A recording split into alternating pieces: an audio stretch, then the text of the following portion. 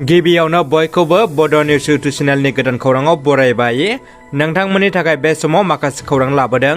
भिडिअखौ जोबजासे नायलांनो दाबाव आरो चेनेलाव गोदानब्ला अन्नानै साबस्क्राइब खालामना बेल आइकनआ अलाव होनानै ला आरो भिडिअखौ लाइक कमेन्ट शेयार खालामनो गुरै खावलायबाय। दानिया फैदो दिनैनि खौराङाव। दिनैनि गिबि खौराङाव दङ असमिया मेथाइ मुलुगनि राजा जुबिन गार्गआ रांखान्थियारि आंखालाव गोग्लैदों। बिथां मुंदांखा देंखोगिरिया मोनसे हाबाफारियाव बाहागो लाना बुंदों दि आंहा गोबां रां गैया, जा गरसे गरनै रां दं बेखौबो मदि सरकारनि जिएसटिआव हरनांगौ होनना। बिथांनि बे बिबुंथिया समाजारि बिजोङाव गोबां सावरायजादों। मख'नो गोनांदि मुंदांखा देंखोगिरि बिथाङा मोनसे प्रग्रामनि थाखाय 7 लाखनिफ्राय 10 लाखसिम रां लायो आरो गोबां कम्पानि ब्रेन्डफोरनिफ्राय एडभार्टाइजिं होनायनि मुङाव कौटि रां मोनो। बेबायदि देंखोगिरिया रांखान्थियारि आंखालाव गोलैनाय खौराङा बयखौबो सोमोनांहोदों। सानै जावजा बर' बिदा फंबायनि थुलुंगाथाव खौरां। नखरसेनिनो सानै बिदा फंबाय जावजा बिबुंसा बर' आरो बिबारसा बर'मोनहा फरेस्टार्सआव उथ्रिसार जानो हादों।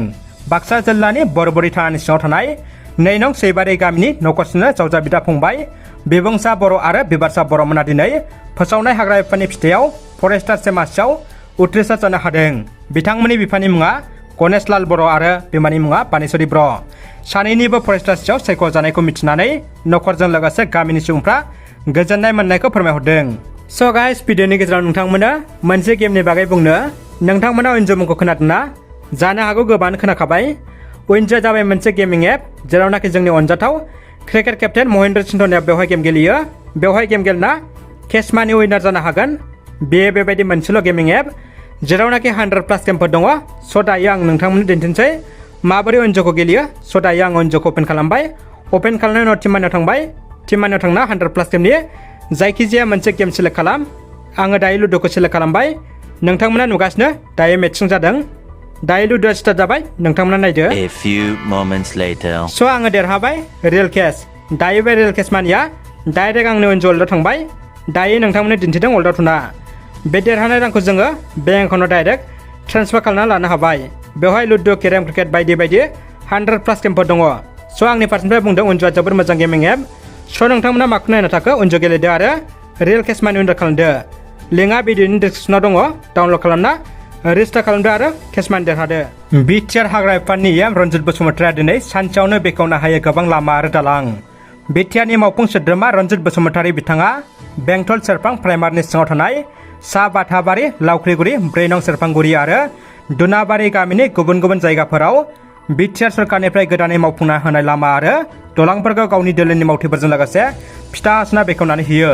मख'नो गोनांदि चिरां जिल्ला भारत भुटानसिमना 14 नं चिरां दुवार बियाबनि सिङाव थानाय बे बेंटल सेरफां ओनसोलनि थागिबि रायजो राजाफ्रा लामा दालां हान्थामेलानि थाखाय गोलाव समनिफ्रायनो जेंनायाव मोगा मोगि जानायनि उनाव गोदान सोरखारनिफ्राय गोदानै लामा दालां मावफुंना होनायखौ बे ओनसोलनि रायजो राजाफ्रा गोजोननाय फोरमायदों।